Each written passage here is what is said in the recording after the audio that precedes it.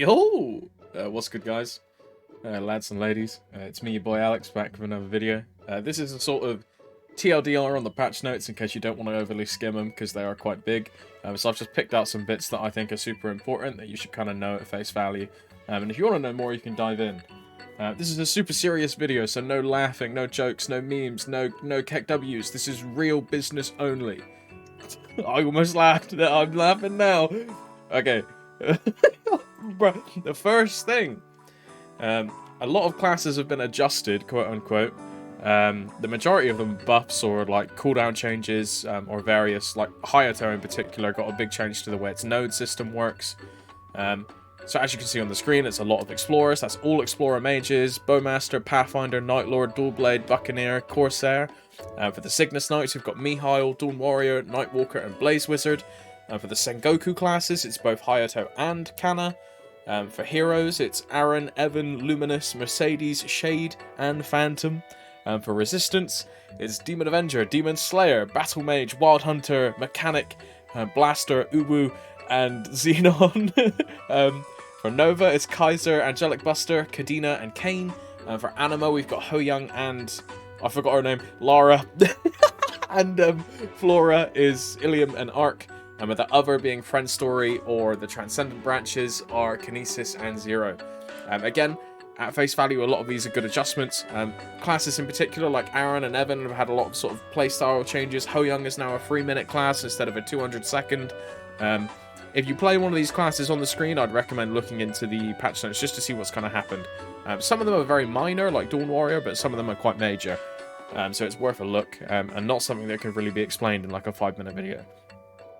Moving on from that, the Kinesis and the Zero like branches get a new V skill.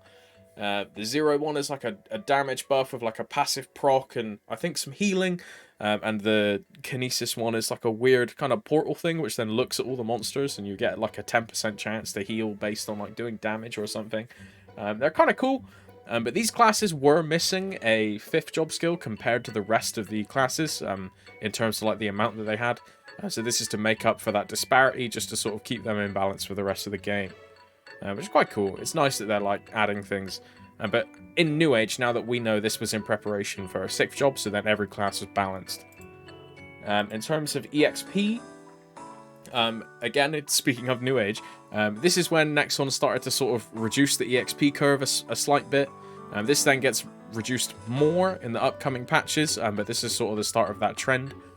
Symbol-wise, VJ goes from 16 to 18 per day, Choo Choo goes from 8 to 16, which is kind of nuts.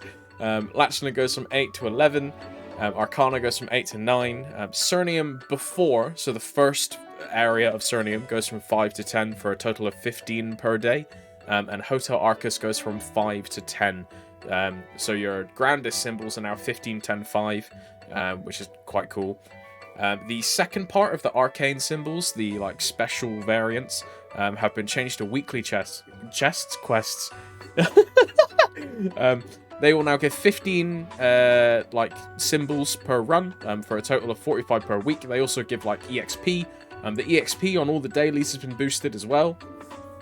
The VJ one, VJ Research, the second stage now is always armor, so the worm stage. Choo Choo Hungry Muto only has 1 difficulty. Dream Defender has been replaced with Night Chaser, which is the footage you can see on the screen, courtesy of Orange Mushroom. This is a sort of like hide and seek kind of thing where you have to find a bit of furniture and then match that to like the one of your bar at the top, and then once you found all the pieces and gone through all the rooms, you then complete the minigame. It's quite cool. It's a lot less time consuming than climbing all the floors of Dream Defender as an example, and it's a nice sort of change of pace. Spirit Savior has the armor system removed and is now a 10-minute minigame. It's the same score to get max points. I believe it was 10k or whatever it is. I haven't done Spirit Savior in a while. And then more S defense and Asphera defense are basically the same thing. But they all give more EXP now, and they all give more symbols in general, which is quite cool. Map changes, there's quite a lot. A lot of the hunting areas in VJ, Reverse City, Choo Choo, Yum Yum have all had their spawns adjusted, and a lot of them have had platform adjustments as well. There's a massive list on the KMS patch notes, but they shortened it to just a line on the GMS, which is understandable because there's like 50 odd maps or something. A lot of the maps in Choo Choo that had 2 different mob types for daily quests have been updated to just have 1 mob type per map, so it's easier to cycle through and do your dailies. Lamina has had some extra maps added, and a couple of the existing maps have had their names changed. But this is just sort of more area to play with, more EXP, very pog, very nice. Starforcing no longer booms below 15 stars, and you won't fail, well, you won't decrease when you fail. So you'll go 11, 12, 13, 14, 15. But in that regard, the cost has also been increased as well, to keep up the average cost that it was previously. So say you get to 12 star, it'll probably, the first time you see it, you're going to think, wow, that's a lot more than I was expecting. But that's because it can't degrade and it can't boom. So it's going to be faster to get to 15, but you're going to be spending about the same amount of money on average. Of course, there are outliers in the current system before this patch where you can just go 12, 13, 14, 15 and spend like 20 mil. But now that's going to cost you like a couple hundred, because that average cost is what they're concerned about, and not the outliers of speed running straight back up to 15. So it's a good change for the majority of people, but if you're super lucky, like, you're going to obviously notice the massive difference. Attack speed formula and attack stats are now shown in your character stats as a whole. They did clarify that attack speed increase is not getting changed, so 0 attack speed still exists in GMS. That is a sort of large part of our class balance, I believe. I don't think they would be changing this anytime soon, but you never know. But also being able to show attack values and map values it makes it a lot easier to calculate your stats on third-party websites, like Maple Calcs. They have an app. Brendan May, he does a bunch of like calculator stuffs. Starlines, they're all online. GitHub, all that sort of stuff. You can see it, but that's quite cool. It just makes interfacing with those a little bit easier. There is a couple, they said, monster changes in the patch notes, like all these bossing changes. Damien can no longer hit you when he's phasing. Kaiser has an easier time dropping crystals in slime. This one is a big important, the third line. Is if you bind Lucid before she does the like blades attack, where she pops out the big purple blades all around her, she'll now cancel that pattern instead of proccing it while you've stunned her. Because I've had it happen to myself a couple times where I've bound her, she's been in the middle of that pattern, and then 2 blades have come out while I'm bursting and just instantly killed me. So this is a really nice change. And the final one is that the number of debuffs above a boss's head or an enemy's head is increased from 5 to 7. Especially if you have a Canna in your party, this is very useful because there is a lot of debuffs at the same time. Like a Bishop, Canna, and a Dawn Warrior all at once. Like, I can't even see if I've got True Sight up or not, you know? Because it doesn't cycle. And when it does cycle, it just goes bang, bang, bang, bang, bang. I'm like, what's going on? So this is a really good change.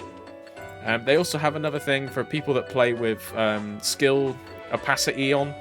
You have a character outline, so it's easier to find where your character is. And you can sort of see what's going on in a boss fight, because some of them, like the example used here at Dark now, can be very hectic.